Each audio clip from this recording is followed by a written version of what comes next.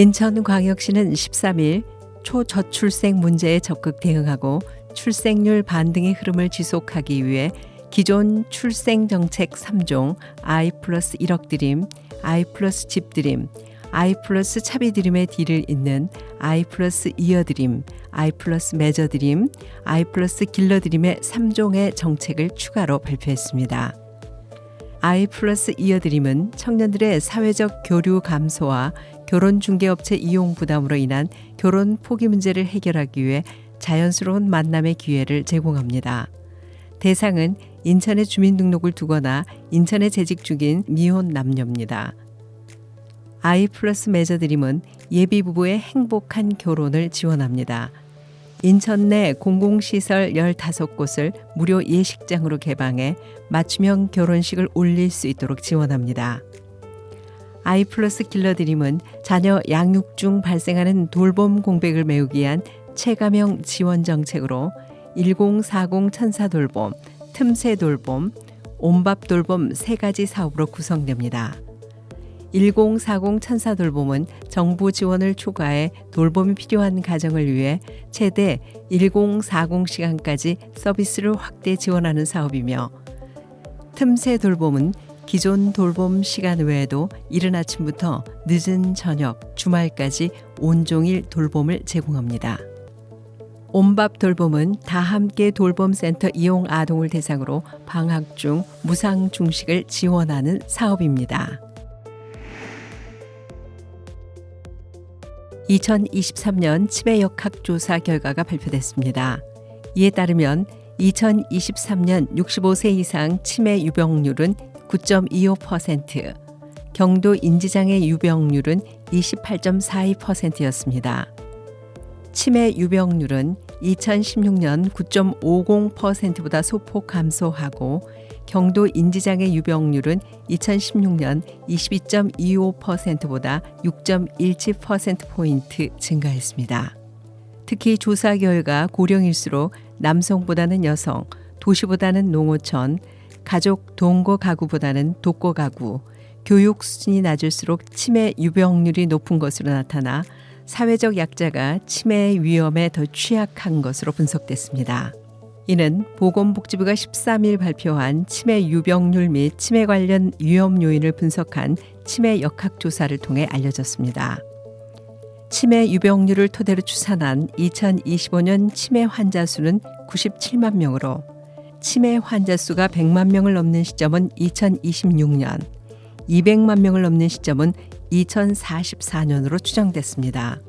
치매 위험성이 높은 경도 인지장애 진단자 수는 2025년 298만 명, 2033년은 400만 명에 진입할 것으로 전망됐습니다.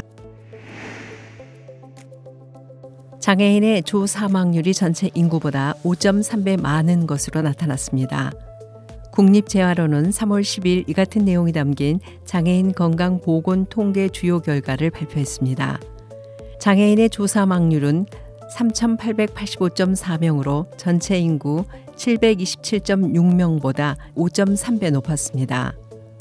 조사망률은 인구 10만 명당 새로 사망한 사람의 비율입니다. 조사망률이 가장 높은 장애 유형은 호흡기 장애로 11,612.2명이었고 신장장애 8,824.9명, 뇌병변장애 8,544.6명이 그 뒤를 이었습니다. 전체 장애인의 사망 시 평균 연령은 77.9세로 집계됐습니다. 장애 남성은 75.3세, 장애 여성은 81.2세로 여성이 5.9세 더 높았습니다. 자폐성 장애인이 22.5세로 사망 시 평균 연령이 가장 낮았으며 지적 장애인은 57.9세, 뇌전증 장애인은 57.9세, 간 장애인은 61.0세였습니다.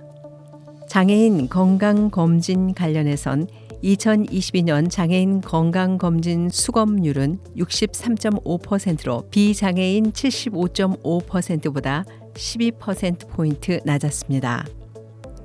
특히 중증 장애인의 비율은 52%로 비장애인 75.5%에 비해 23.5%포인트 낮은 것으로 나타났습니다.